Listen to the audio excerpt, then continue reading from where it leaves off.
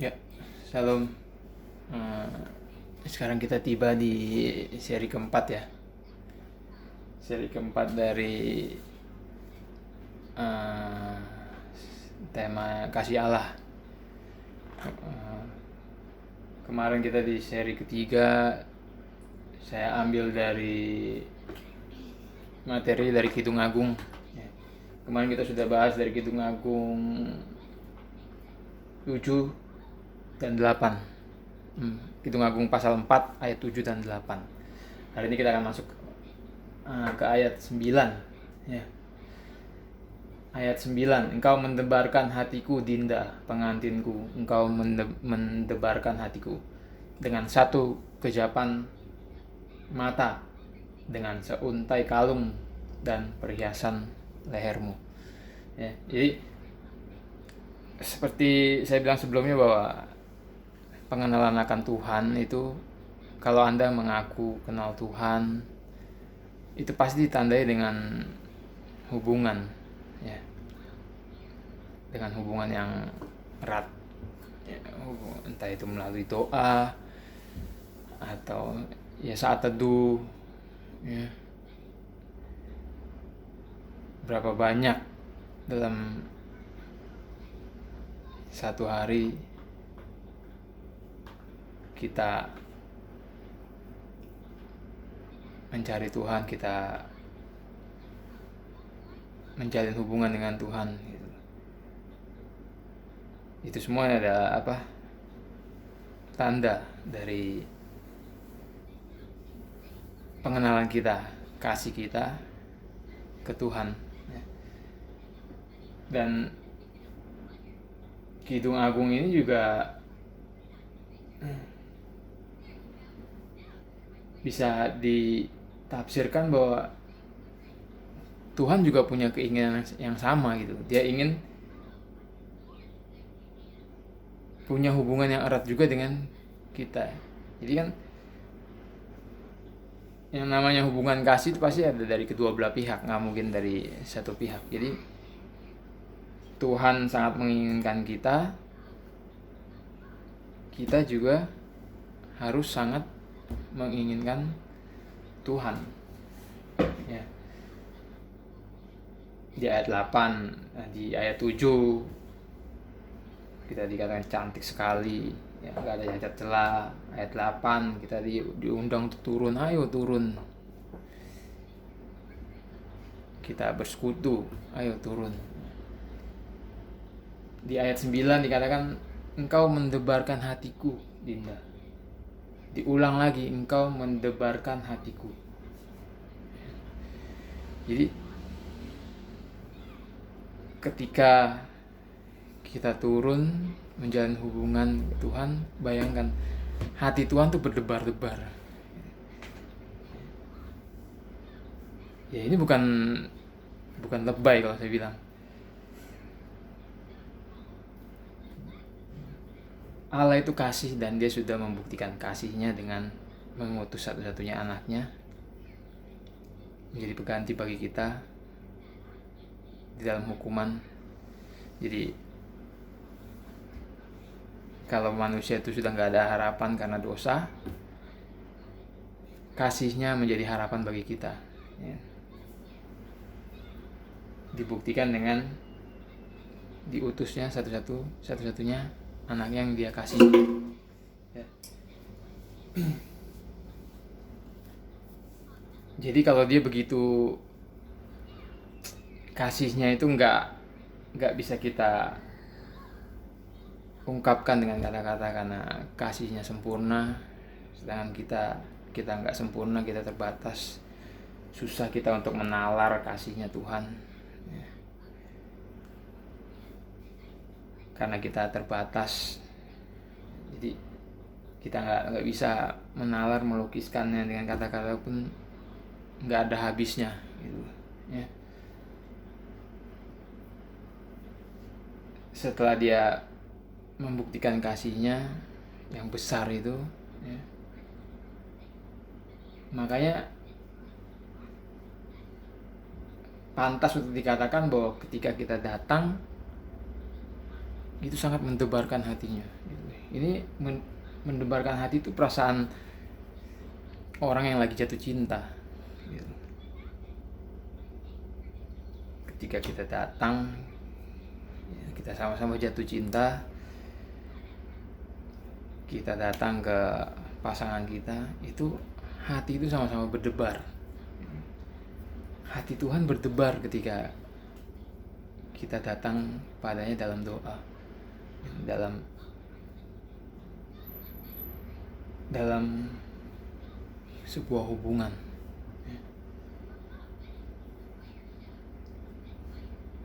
Dengan satu kejapan mata, dengan seuntai kalung dari perhiasan lehermu. Perhiasan itu kalau kita buka di Alkitab, di ayat-ayat lain, perhiasan, pakaian, pesta, itu bisa ditafsirkan menunjuk pada buah kita, perbuatan baik kita. Jadi ketika Tuhan menyelamatkan kita, Dia bukan cuma menyelamatkan kita, Dia mengganti pusat kita, hati kita yang terbuat dari batu, Dia ganti dengan hati yang baru dan diberikan Roh Kudus. Otomatis kita berubah. Nggak mungkin kita sama seperti yang lama, kita pasti berubah. Berubah ke karakter yang baik tentunya, berubah ke arah yang baik. Semakin lama semakin matang, semakin serupa seperti gambaran Kristus. Itu semua perhiasan kita. Jika ada yang perhiasan lehermu, nanti di perjanjian baru ada kita diberikan pakaian pesta. Itu semua buah kita, buah di dalam kehidupan kekristenan kita. Di saat kita diubahkan oleh Tuhan, kita menghasilkan buah. Tentu saja itu semua dari Tuhan. Kalung perhiasan leher itu semua dari Tuhan. Kita bisa berbuat yang baik ini dan itu, memuliakan Tuhan, itu semua pekerjaan Tuhan di dalam kita. Gak bisa kita pungkiri lah ya. Gak bisa kita bilang, oh itu semua usaha saya, itu semua kehebatan saya. Enggak, itu Tuhan yang bekerja dalam kita. Jadi kita juga nggak bisa, kita nggak boleh sombong, nggak boleh tinggi hati, nggak boleh sok ya. Itu semua Tuhan, kasih karunia Tuhan, anugerah Tuhan pada kita, kekasih-kekasihnya. Di ayat 10 dikatakan, betapa nikmat kasihmu, Dinda pengantinku. Jauh lebih nikmat cintamu daripada anggur, dan lebih harum bau minyakmu daripada segala macam rempah. Betapa nikmat kasihmu, Dinda. Kita tahu Tuhan sangat mengasihi kita. Dia Allah adalah kasih. Dia sangat mengasihi kita. Satu-satunya cara kita untuk membalas kasihnya ya dengan mengasihi Dia. Walaupun itu nggak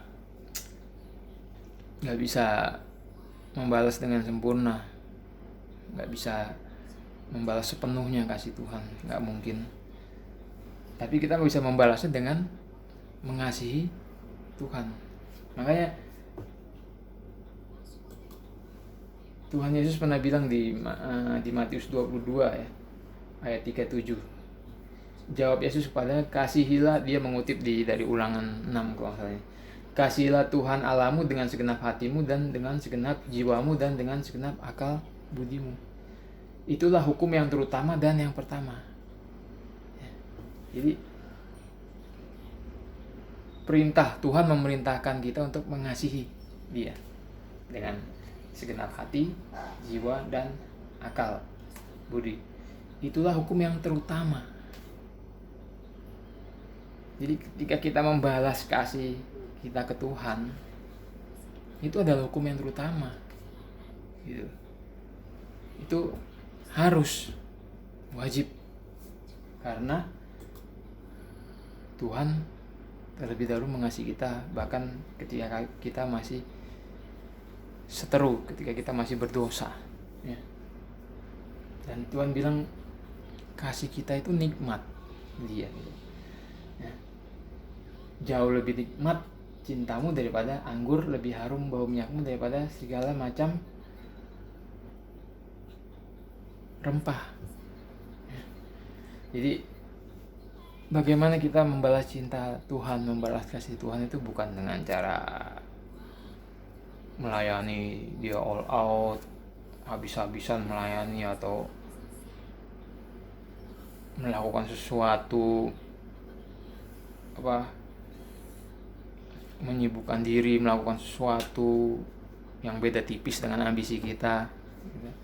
Enggak, Tuhan enggak minta macam-macam gitu, bukan itu. Yang dia inginkan hanya kita membalas kasih dia dengan mengasihi dia. Itu menjadi hukum terutama, ya. Dan itu bisa, bagaimana kita bisa mengasihi dia, bagaimana sih kita bisa mengasihi Tuhan, ya yang paling gampang ya, kalau Anda mau mengasihi seseorang ya Anda harus mengenal orang itu. Sama kalau Anda mau mengasihi Tuhan ya Anda harus kenal Tuhan. Bagaimana caranya kita kenal Tuhan? Ya dari firman-Nya kita baca. Kita baca firman-Nya, hubungan, doa, saat teduh, kita taati dia. Itu caranya kalau kita mau mengasihi Tuhan. Terus jangan pernah ragu. Apapun yang dia katakan, firman-Nya katakan apa, jangan pernah ragu. Karena keraguan itu akan membatasi. Kalau kita ragu, itu akan ada seperti tembok di depan kita. Makanya kita jangan sampai ragu dalam keadaan, bahkan dalam keadaan sekarang seperti sekarang pandemi, wabah. Jangan ragu, ya. Tetap percaya. Di situ kasih kita akan bertumbuh terus, ya. Tentu saja itu sekali lagi saya bilang itu dari Tuhan, ya. Karena kasih itu kan buah, ya. Buah Roh Kudus yang pertama, kasih mula-mula itu buah dari Tuhan, ya. Dan itu bisa bertumbuh terus, matang. Kalau kata orang bisa kita usahakan, bertumbuhnya itu bisa kita usahakan. Ya itu, percaya, firman, doa, punya hubungan yang erat, ya. Kasih itu akan bertumbuh, ya.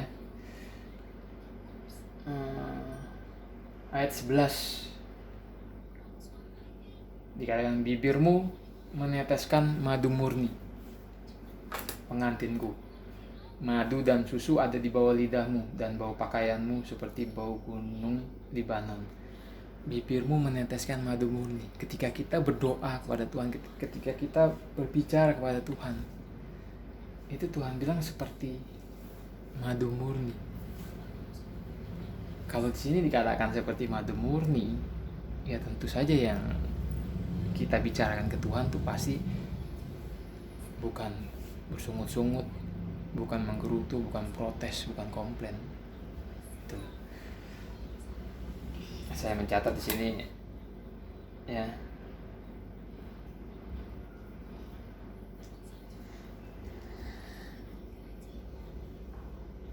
Kenapa dikatakan meneteskan madu murni? Ketika kita datang kepada Tuhan, kita mengagumi semua pekerjaan Dia dalam hidup kita. Kita ingat dan kita kagumi, kita katakan dengan ucapan syukur. Itu menjadi tetesan madu murni yang keluar dari bibir kita, ya. Bukan dengan keluhan dan kerutuan, ya. Itu bau di hadapan Tuhan. Kedua,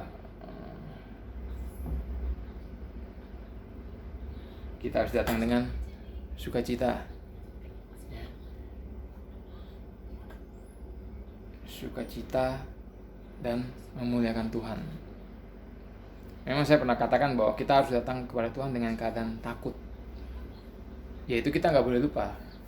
Kita harus datang kepada Tuhan dengan keadaan takut, karena banyak kesalahan kita, banyak perintah-perintah yang tidak kita bisa lakukan dengan sempurna.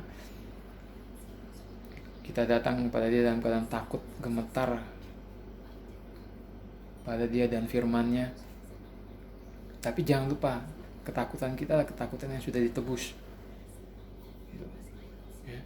Dan kita bersuka cita karena pekerjaan Yesus di kayu salib yang sudah menyelamatkan kita. Itulah yang membuat kita sukacita dan memuliakan Tuhan.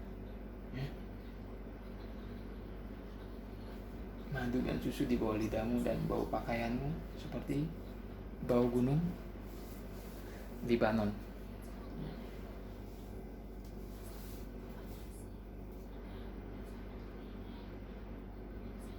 Jadi Tuhan sangat merindukan hubungan kita dengan Dia. Tuhan sangat merindukan kedatangan kita. Sama seperti Bapa menantikan kembalinya si bungsu. Ketika dia melihat dari jauh, dia sudah berlari menyambut si bungsu. Sama, Tuhan juga seperti itu. Kadang memang kita berdoa seperti doa kita tuh natap tembok. Kadang kita pikir, Tuhan di mana sih kok nggak jawab doa kita gitu. Ya, sering tau kita pikir gitu, kita sudah doa. Kok kayaknya nggak dijawab, kayaknya Tuhan tuh jauh. Ya. Kalau kita baca di Kidung Agung ini sebenarnya enggak. Tuhan tuh nggak jauh, malah Dia ingin kita datang. Cuman kitanya aja yang cupu gitu. Ya saya ngomong gini bukan saya udah hebat, enggak. Saya sering mengalami kayak gitu, makanya saya bisa ngomong kayak gitu. Saya sering mengalami kayak, ini Tuhan sebenarnya dengar atau enggak sih gitu. Ya. Tapi kalau dipikir-pikir, janji Tuhan itu kan ya dan amin. Dia pasti menggenapi janjinya. Ya. Jadi ya bagian kita hanya menunggu. Karena Dia sudah pasti menggenapi janjinya, ya bagian kita hanya menunggu